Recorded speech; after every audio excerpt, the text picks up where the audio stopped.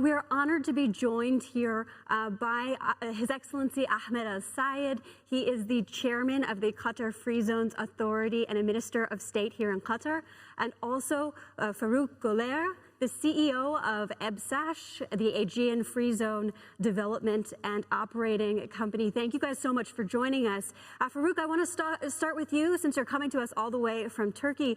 Tell me more about the two top goals of the Aegean Free Zone Authority. What are the things that you want to accomplish in a macro sense? When we look at Turkey, Turkey started to developed the free zone in 1980s. As you know, globalization started and Turkey affected very much by the globalization in early 80s.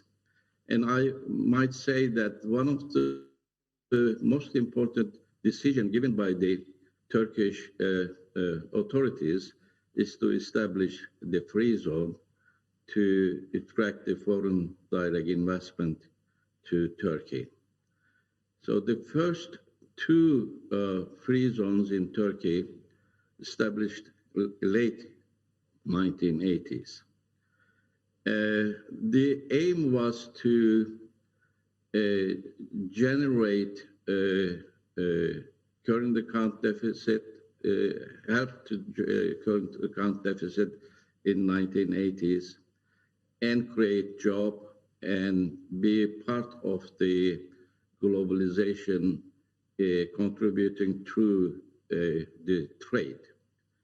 Now we have 18 free zones in Turkey, and I think we reached this target. One of the targets was to have foreign investment in free zones.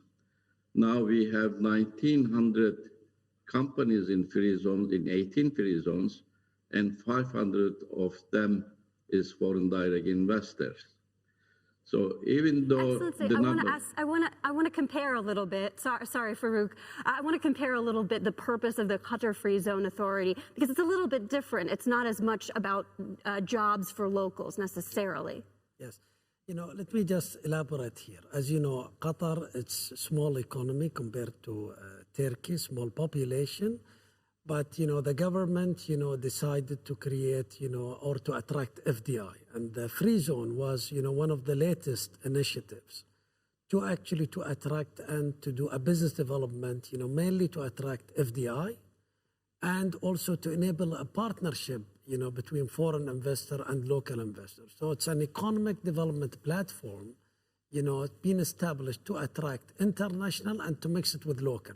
And when we said international, we mean, really a different, investment from the West, from the East.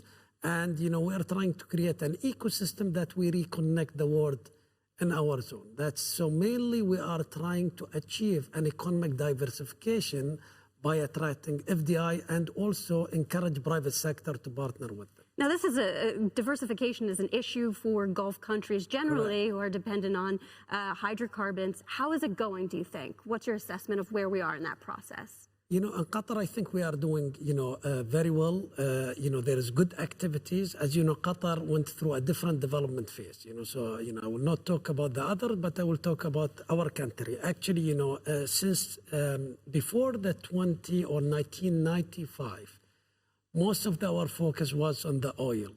After 96, which is the first shipment of gas, and the government revenue being enhanced by the gas revenue, the country or the government, start to diversify our platform and create a main institution here in Qatar.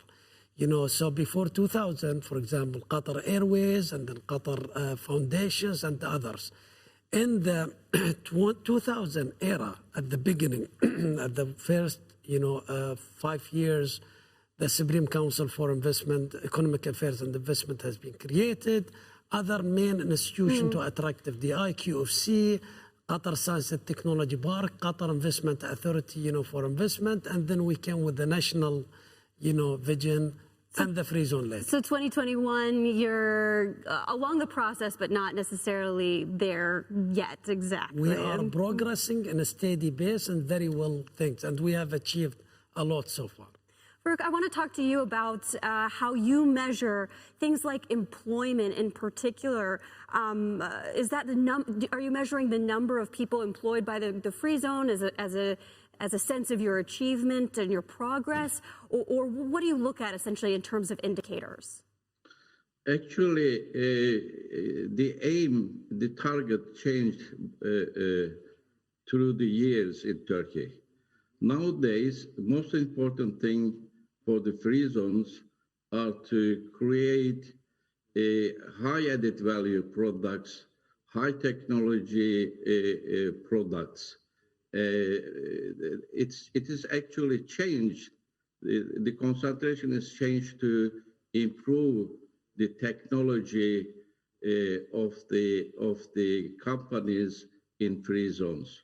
For instance, and also still we are behind the export. For instance, the latest change in free zone regulations in Turkey is to establish specialized free zones. Now we are having a specialized free zones for certain technologies or for certain products. For instance, the last year we have a new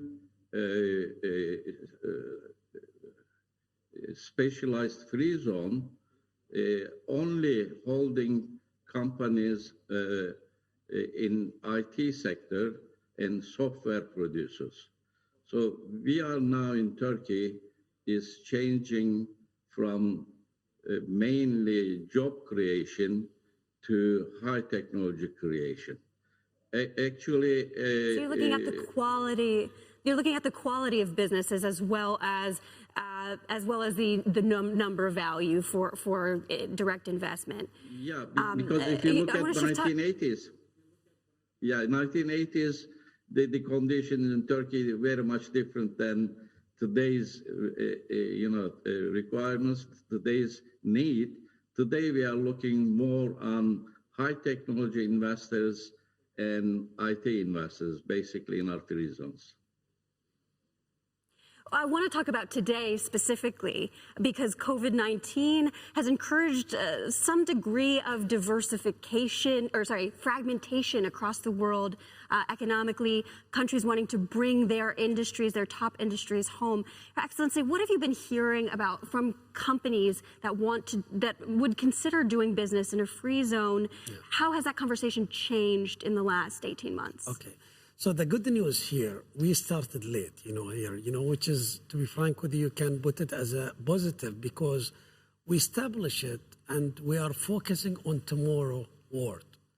So, of course, the technology was one of our main themes. So we have started before COVID, focusing on disruptive technology, focusing on bringing the big data to enable the business environment to prepare companies for tomorrow.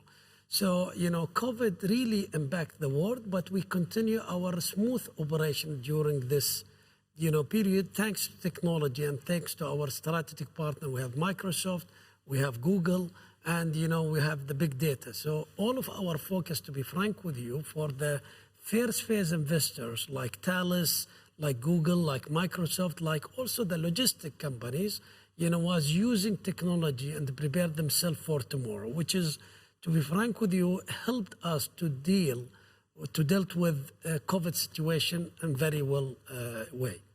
Farouk, I understand that your free zone does a little bit more manufacturing. How has COVID changed the situation for you? All over the world, the companies are affected from the COVID pandemic. We have been affected just about 2 months of the first year of COVID pandemic, which means 2020 February, 2020 April and May.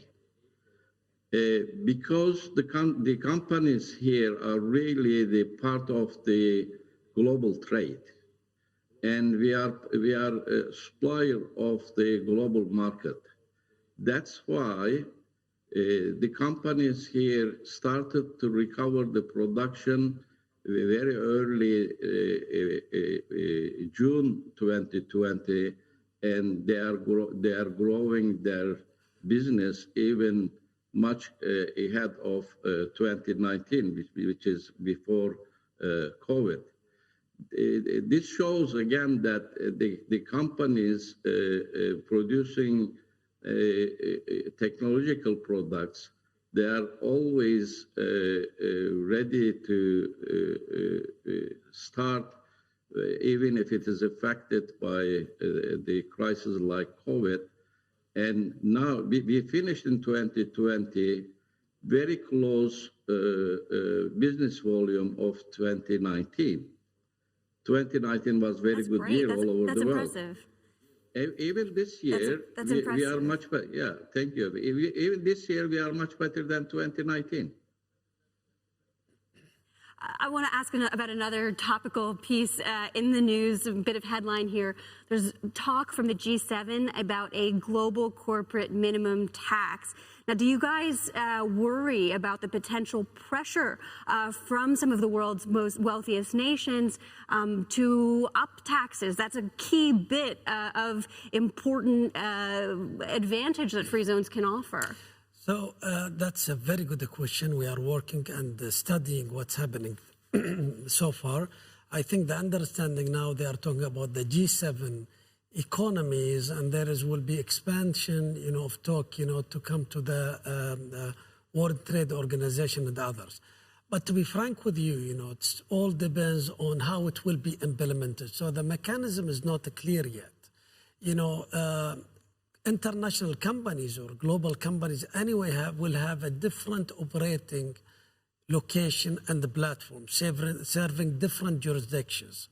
So in our location here in the GCC, for example, or in the region, you get my point, it's not clear yet how this will be implemented and how this will impact the global companies. So let's wait and see.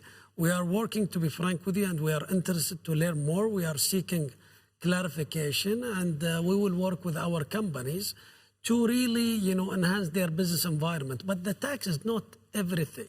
So to be frank with you, why companies come here and there to establish, they are looking for advanced regulatory regime, which we are offering. They are looking for connectivity, and logistic offering. So the tax is one component. Yes, it's important, but not everything. So when companies decide to expand their operation, they are really considering multiple things, including the workforce and other, incentive or, elements before they open an international operation. So uncertainty, but not deep cynicism, let's say. Farouk, do you think of things the same way? And we're running out of time, so just quickly here. I agree with Minister. When we ask the investors here coming to Free Zone, the tax advantage is the number 5 in their decision making. There are other reasons, as Minister indicated, to choose the free zones, not only the tax issue. The most important thing here in the world is the inflation, I believe. Farouk Goulair, Excellency Minister Ahmad Al-Sayed, thank you so much for joining us today. A very interesting discussion about free zones in the global world post-pandemic. Thanks, guys. Pleasure, Simon. Thank you very much for hosting us, and wish you all the best in Qatar Economic Forum.